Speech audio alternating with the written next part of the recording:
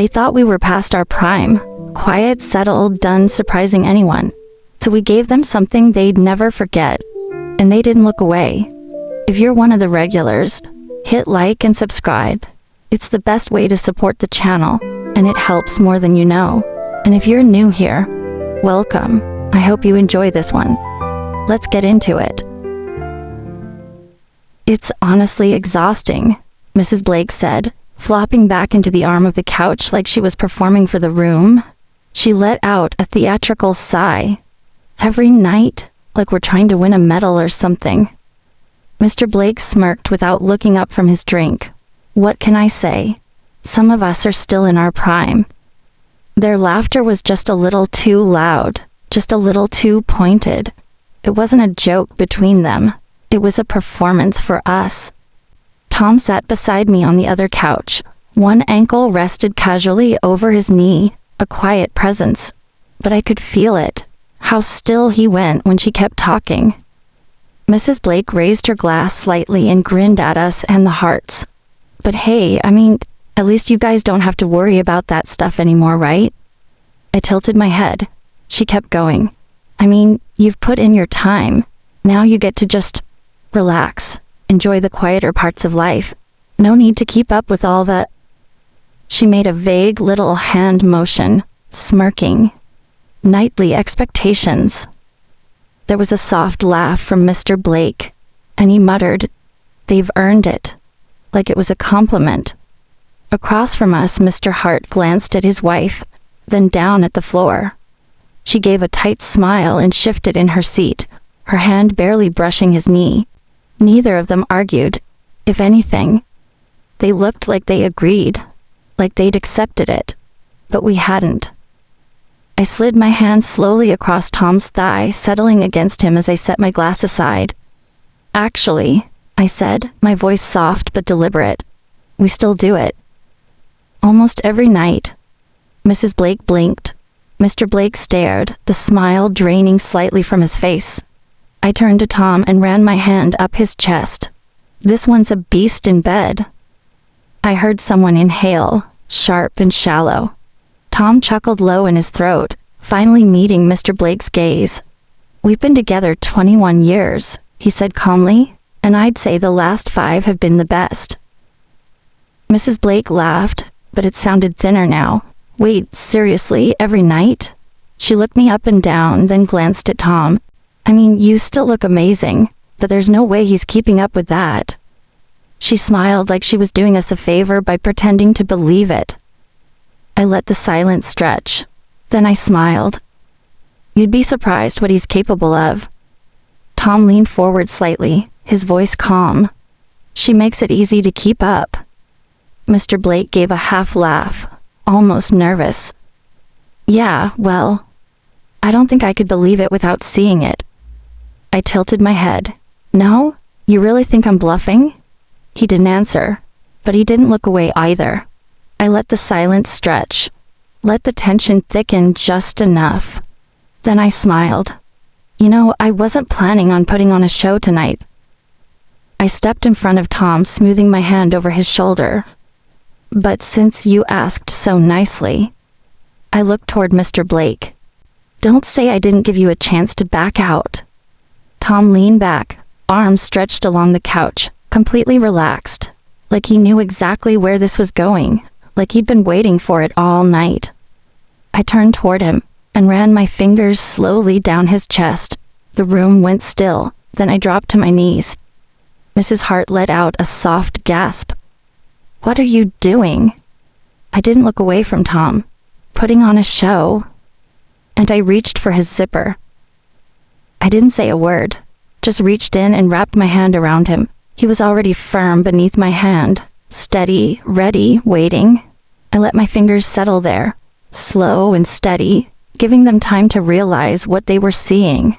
Then I looked over my shoulder and smiled. No one moved. I lowered myself without hesitation. No teasing, no build-up, just deliberate motion and full focus. Gasps, shifting. A breath caught somewhere behind me, but I didn't stop. My lips grazed the surface. Soft, slow, teasing. Then again, slower this time. My tongue followed, slow and purposeful, savoring the closeness. Tom exhaled softly, the sound buried low in his chest. He leaned back into the couch, one hand resting against the armrest. Breathing changed, longer, slower, deeper. I let my hand and mouth move together, smooth, steady, not rushed. Every movement, every breath, every pause. I made them all count, like I was building something just for him, and letting them all watch me do it. Tom adjusted in his seat, subtle but unmistakable. That's when his hand came down, just fingertips at first, resting at the back of my head, not pushing, just there, anchoring me, leading gently, and I followed. He guided the rhythm, and I followed it like a song we both remembered. We moved together like this was muscle memory, like we were performing something we'd perfected over the years. The room behind me had gone quiet but not empty. I could feel their eyes. I could feel how still they'd gone, like the air had stopped moving. And still, I didn't break focus, not for a second. When I finally pulled back, I rose slow and smooth, not looking at anyone but him. I stood, unbuttoned my blouse and let it fall to the floor, then my skirt, then everything else. I eased myself onto his lap, settling across him with practiced ease. Nothing between us now? His hands gripped my thighs, tight, grounded, ready. I looked up, met every pair of eyes in the room. Hope you enjoyed the warm-up. And I settled, drawn closer by gravity and something else entirely. I moved over him in rhythm, measured and grounded. My thighs wrapped around his hips, knees rooted into the cushions, hands planted firmly on his chest. Every motion was intentional, controlled, and weighted. Tom's grip on my waist grew firmer with each pass. His breathing deepened beneath me, but he didn't lead. He let me move how I wanted, like he trusted me to set the pace. I leaned forward until my chest brushed his, my forehead resting gently against his for a breath. Then I rocked back again, adjusting the angle, letting more of my body respond to his. He released a slow breath through his nose, quiet but thick with tension. I kept going.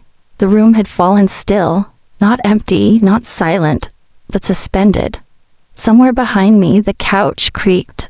A whispered, "Oh my God," then another voice, sharper, disbelieving. "I can't believe they're actually doing this." I didn't stop. If anything, I moved with more precision, bolder now, sharper at the edges. My spine curved as I let my head tip back, drawing the motion out with purpose. Tom's hand slid along my sides, anchoring me with a heat that made my breath catch low in my chest. His body had gone taut beneath me, tense, focused, holding on. "You're unreal," he murmured. I didn't answer. I only shifted again, deeper, slower, more complete, letting him feel all of it. Then he sat up, arms locking around my back. He pulled me close and kissed just behind my ear. "Come here," he whispered. I nodded. He rose with me in his arms, our connection unbroken, and stepped off the couch. He lowered to his knees and eased me down onto the rug, laying me out gently in the center of the room. The carpet was warm against my back. I adjusted without effort, legs parting with instinctive ease, open to him. That's when I saw them, Mrs. Hart, on her knees, lips drifting down her husband's stomach. His hand rested softly in her hair. Mrs. Blake, tense, legs crossed tight, her face unreadable but flushed. Mr. Blake, leaning forward, elbows braced, eyes fixed and unmoving. I looked at them all, and I smiled. They doubted us. Now they couldn't look away. Tom knelt between my legs, one palm pressing gently into my thigh, the other braced near my ribs. Our eyes met. Then he moved toward me again. He settled over me with full weight, deliberate and complete. His body stretched across mine, chest against skin, warmth pressing through every point of contact. My legs wrapped around his waist, keeping him close, grounding us to the rug beneath. The room vanished, even the sounds blurred at the edges. All that remained was the cadence between us, thick, deliberate, folding me into each movement like we were breathing in sync. Every shift from him lit up something buried deep inside. One hand found my wrist, threading our fingers together above my head. The other steadied against the side of my thigh, holding me in place with a quiet force that left no doubt. I arched into him without thinking, letting the motion carry us further. Air caught in my throat. His mouth hovered at my neck, not kissing, just exhaling, and every restrained tremor in him radiated through me. He was focused, grounded, completely present. Tilting my head, I caught just enough of the room to see.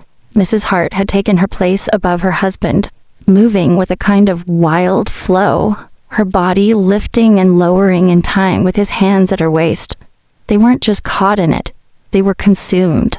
And across from them, the Blakes remained frozen. Arms crossed tight, lips pressed pale. Mrs. Blake didn't even blink.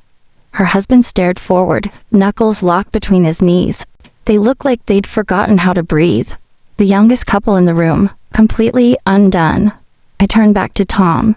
His gaze never left me. That motion, that weight, that warmth, it was all still there, building towards something heavier. Without warning, his arms gathered beneath me, one under my shoulder, the other beneath my hips, and with a single seamless motion, he turned me. My hands caught the rug, knees planted wide. The shift sent a jolt through my spine, heat rushing up my throat. He drew in behind me, close, certain, unshakable.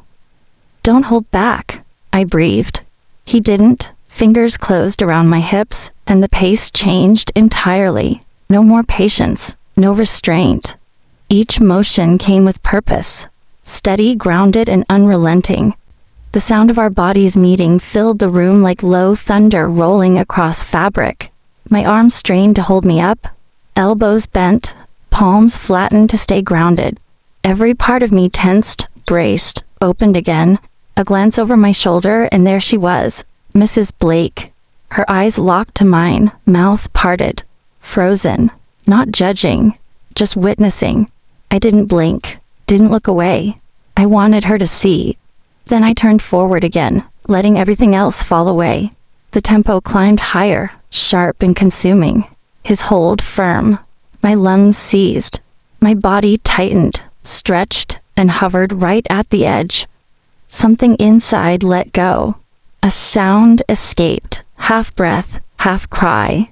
I folded forward, trembling, the world around me lit with something hot and breathless and bright.